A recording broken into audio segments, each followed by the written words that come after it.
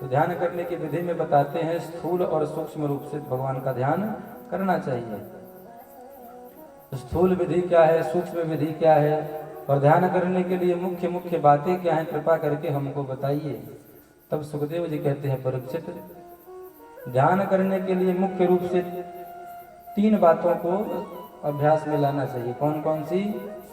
जितासनो जितश्वासो जित संगो जितेंद्रियः। भगवान का ध्यान करने के लिए, कथा सुनने के लिए, कीर्तन करने के लिए 3 बातें मुख्य रूप से जीवन में हमको अभ्यास में लाना पड़ेगा। पहली बात बोले जितासनो, कथा सुनने जैसे बैठे, कीर्तन के बाद घुटने में दर्द शुरू हो गया, क्या करें, बैठा नहीं जाता, कैसे बैठें? पैर को फैला लिया, थोड़ी देर पैर फैला करके बैठे, फिर से घुटने में, कमर में दर्द हुआ तो फिर से पैर मोड़ लिया, बैठा नहीं जाता, कैसे कथा सुनेगा? तो ये पहला अभ्यास है, जितासनो, आसन पर विजय प्राप्त करिए। कम से कम 3 घंटे तक तो एक आसन में बैठ करके कथा सुन लीजिए, इतना अभ्यास होना चाहिए। दूसरा बोले जित श्वास, दूसरी बात अपने श्वासों पर विजय प्राप्त करिए, क्योंकि जब तक श्वासों पर विजय प्राप्त नहीं होगा तब तक भगवान का ध्यान नहीं कर सकते। श्वासों की गति से हमारे मन का कनेक्शन है। हमको जब क्रोध आता है ना तो सांसों की गति बढ़ जाती है। क्यों?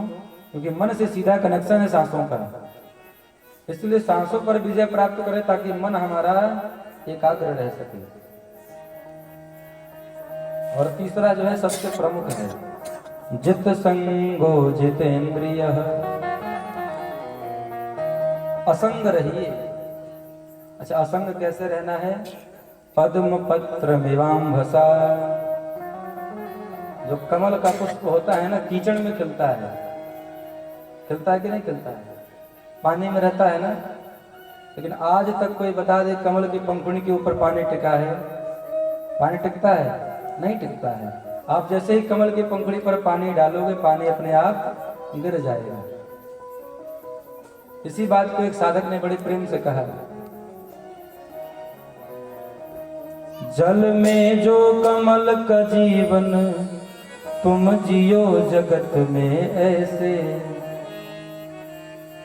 जिस प्रकार से जल में कमल का जीवन रहता है कि जल में रह करके भी जल को अपने अंदर नहीं लाता है, उसी प्रकार से हमको भी संसार में रहना है, लेकिन अपने अंदर संसार को नहीं बसाना है। अपने अंदर किसको बसाना है? बोले ठाकुर जी को बसाना है। मन में राम जी विराजमान होने चाहिए। संसार की क्रिया होती रहे, लेकिन अंतर मन में ठाकुर जी का चिंतन चलता रहना चाहिए।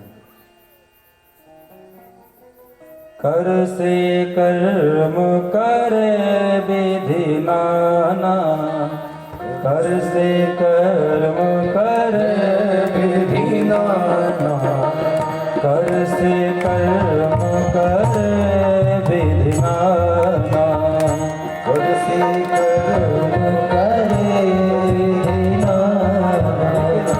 मन राखूं जहाँ कृपा निधाना, मन राखूं जहाँ कृपा निधाना, कर से कर्म करे विधि नाना, कर से कर्म करे विधि नाना।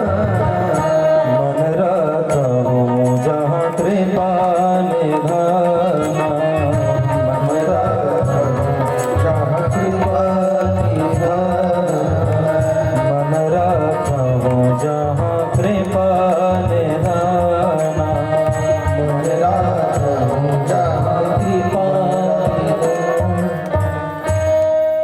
गोस्वामी जी क्या कहते हैं? कर से कर्म करें विधनाना। कर्म करते रहिए, लेकिन मन राखूं जहाँ कृपा निधाना। झाड़ू लगाते रहिए, लेकिन भगवान का चिंतन होना चाहिए। तो इस प्रकार से भगवान के ध्यान की ये 4 प्रमुख बातों को नियम में लाइए। पहला जितासनो, दूसरा जितश्वासः, तीसरा जित संगो, असंग रहना सीखिए। व्यवहार सबसे निभाते हैं लेकिन आसक्त किसी में नहीं है, क्योंकि जो आसक्ति है ना सबसे बड़ी जंजीर इसी को कही जाती है। संत लोग कहते हैं कि लोहे की जंजीर से निकलना आसान है लेकिन दुर्जर गेह श्रृंखला, आसक्ति के बंधन से छूटना बड़ा मुश्किल काम है। इसलिए आसक्त मत रहिए किसी में, प्रेम सबसे करिए, व्यवहार सबसे निभाइए, लेकिन आसक्त मत होइए, उसमें बंधिए मत कि उसके बिना काम चलेगा ही नहीं। जब तक है तब तक प्रेम से रहे, लेकिन उसके जाने के बाद मन में कोई उसके प्रति राग न रहे। और चौथी बात बोले जितेंद्रिय, अपने इंद्रियों को अपने वश में रखें, स्वयं इंद्रियों के दास न बन जाए। देखना इंद्रियों के न घोड़े भगे, इनमें हरदम ये संयम के कोड़े लगे। अपने रथ को सुमार्ग लगाते चलो, कृष्ण गोविंद गोपाल गाते चलो। जो हमारे इंद्रिय है ये स्वच्छंद ना हो जाए कहीं, वो हमारे वश में रहें। हम जब कहें कि हमको भोजन करना है तब हमको भोजन करने का मन करे। ऐसा नहीं कि गरम गरम पूरी सिक रही है देख के मन कर दिया कि खा लिया जाए। ऐसा नहीं कि सुंदर सेंट देखा नहीं चलो लगा लिया जाए। हमारा समय नियम कब है तब लगाएंगे हम, वो चाहे कितना भी सुंदर क्यों ना हो, भोजन कितना भी स्वादिष्ट क्यों ना हो। हमारा 4 रोटी का नियम है तो 4 ही खाएंगे, 5 नहीं खा सकते। ये रहा इंद्रियों को अपने वश में रखना। और इंद्रियों के वश में हो जाने का अर्थ क्या है? बोले सब्जी आज बढ़िया मटर पनीर की बन गई तो 4 की जगह 6 रोटी खा जाएंगे। शाही पनीर हो तो भाई 8 भी हो सकता है।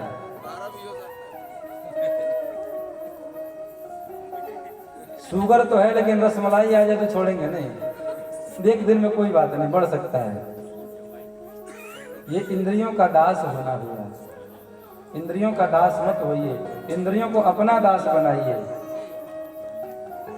इंद्रियां हमारे वश में रहेंगी तो कहते हैं कि जो अपने इंद्रियों को जीत लिया वो पूरे त्रैलोक्य को जीत सकता है।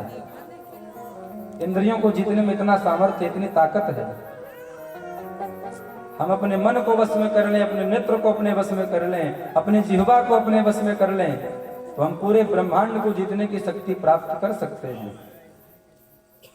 लिखा है कि सर्वम जिते जितम रसः, जो अपनी वाणी पर जो संयम प्राप्त कर लिया वो पूरे त्रैलोक्य को अपने वश में कर सकता है, उसके अंदर सामर्थ्य हो जाता है। अतः अपनी इंद्रियों को वश में करने का प्रयास करें। और जब ये मुख्य रूप से 4 बातें हमारे जीवन में आ जाएं, तब भगवान के स्थूल और सूक्ष्म रूप का ध्यान करें। भगवान का स्थूल रूप क्या है और सूक्ष्म रूप क्या है?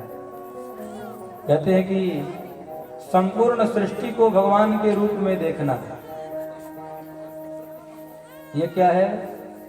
बोले भगवान का स्थूल ध्यान है। ये जो पूरी पृथ्वी है इसमें जितने भी बड़े बड़े पर्वत हैं, पहाड़ हैं, ये सब भगवान की हड्डियां हैं। जितनी भी नदियां प्रवाहित हो रही हैं सब भगवान के अंदर की नाड़ियां हैं। जितनी भी वृक्षावली इस पृथ्वी पर दिखाई दे रही है वो सब भगवान की रोमावली है। सूर्य और चंद्रमा भगवान के नेत्र हैं। इस प्रकार का जो ध्यान है वो स्थूल ध्यान है। और सूक्ष्म ध्यान क्या है? पाताल में तस्य ही पादमूलम। सूक्ष्म ध्यान में 14 गुणात्मक भगवान के शरीर का ध्यान किया जाता है। पाताल क्या है? बोले भगवान का पाद मूल है। जो 14 लोक हैं, 14 लोकों का नाम जानते हैं आप लोग? नहीं जानते। हम लोग कितने लोग जानते हैं? 3 लोग जानते हैं ना, कहते कि तीनों लोकों में कोई नहीं है, लेकिन 14 प्रकार के लोग होते हैं। कौन कौन से? 7 नीचे हैं और 7 ऊपर हैं। नीचे के कौन कौन से हैं? अतल, वितल, सुतल, तलातल, रसातल, महातल और पाताल। ये नीचे के 7 हैं। ऊपर के 7 लोग भूह, भुवः, स्वः, मह, जन, सत्य और तप। ये ऊपर के 7 लोग हैं और मध्य में पृथ्वी है। तो 7 नीचे 7 ऊपर, ये 14 भुवनात्मक भगवान का शरीर है। पाताल जो है भगवान का तलवा है और जो ऊपर सत्य लोग है भगवान का सर है। और बीच का जो कटी प्रदेश है वही पृथ्वी है। उसी भगवान के उदर में हम सब लीला कर रहे हैं। बोल भक्तवत्सल भगवान की जय। इस प्रकार से भगवान के स्थूल और सूक्ष्म रूप का ध्यान करना चाहिए। इसके बाद परीक्षित ने प्रश्न किया, महाराज एक बात बताइए, किस किस कामना के लिए कौन कौन से देवता का पूजन करना चाहिए? तब सुखदेव जी ने पृथक पृथक अन्य कामनाओं की पूर्ति के लिए अन्य अन्य अलग अलग देवताओं के पूजन का विधान बताया। कहते हैं कि आपको बहुत ही सुंदर बनना है। प्रेम से बोलिए राधे राधे। बहुत जरूरी बात बता रहा हूँ, ध्यान से सुन लीजिए, क्योंकि आजकल पूरी दुनिया इसी के पीछे पागल है कि सबसे स्मार्ट हम ही लगे, दूसरा कोई ना लगे। यदि आप चाहते हैं कि आप बहुत ही सुंदर हो जाएं तो किसकी उपासना करें?